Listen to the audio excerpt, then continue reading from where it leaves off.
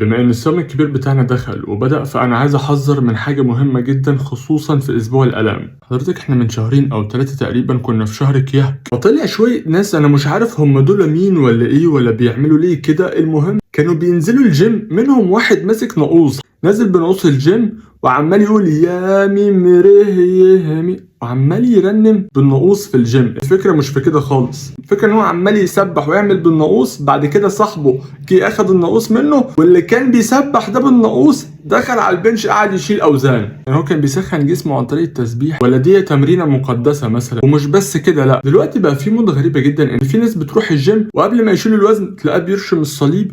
طبعا دي حاجه كويسه ان الواحد يرشم الصليب ويسمي الله قبل ما يشيل الوزن. الفكره ان هو مكمل في الفيديو عادي، هو بيلعب بالاوزان والدنيا دي، فلما بيجي بيعمل ابلود للفيديو بيحط عليه ترنيمه او بيحط عليه مزمور. طيب ليه ما تحط مزمور او ترنيمه على الفيديو انت وبتشيل حديد؟ العضله هتكبر، انت كده يعني خلاص العضله هتبقى مقدسه. فبجد يا جماعه حوار ان الواحد يصلي او يسبح اثناء الجيم واثناء ما هو بيلعب تمارين، الحوار ده لو ليه فايده يا ريت حد يقولها لي انا بروح الجيم. بس في برضه حاجه تانية ما تعقلش، ما ينفعش ان انا اكون في جيم ومعروف ان كل جيم الناس بتشغل فيه اغاني وبيبقى صوتها عالي وده بيشتم وده بيهزر. طب ما تصلي في بيتك يا كابتن وارشم الصليب وشغل مزامير وصور لنفسك فيديو انت وبتصلي واعمل كل ده. تعمل ليه كده في الجيم؟ فبجد يا جماعه يا ريت ما نخلطش الدين بالجيم او بالرياضه. انت عايز تروح الجيم تسمع ترانيم في ودنك، اوكي ماشي، بس مش تكون حضرتك مثلا ما بتروحش كنيسه اصلا وما تعرفش حاجه عن ربنا، لكن لما تيجي تنزل فيديو ليك على الجيم تحط عليه ساوند ترنيمه وتحط عليه ساوند مزمور. فانا مش حابب ان الاقي بعد مده لما ندخل في اسبوع الالام